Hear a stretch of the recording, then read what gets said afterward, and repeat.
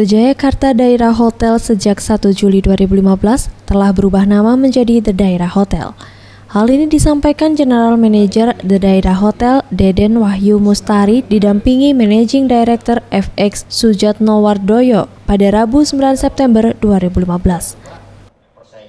Hotel bintang 4 di Jalan Jenderal Sudirman, nomor 153 Palembang, dengan manajemen yang independen akan lebih mandiri dan bisa menjawab tantangan industri perhotelan. Dengan melakukan inovasi pada food dan beverage dan tidak ada lagi fasilitas karaoke. The Daira lahir dengan logo yang berwarna merah dan putih memiliki makna semangat.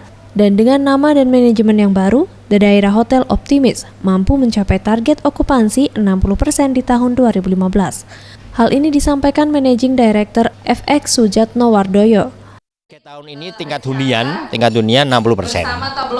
Untuk sampai dengan Agustus ini rata-rata kita baru tercapai 55%. 55.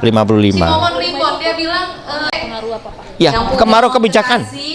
Seperti hotel-hotel di Palembang ini kan tergolong tipe hotel bisnis, di mana semua hotel mempunyai fasilitas ruang meeting, ballroom, di mana sasaran pasar yang akan ditapai adalah dari tamu-tamu pemerintahan kan, MICE, meeting, ya, insentif, ya, exhibition, ya.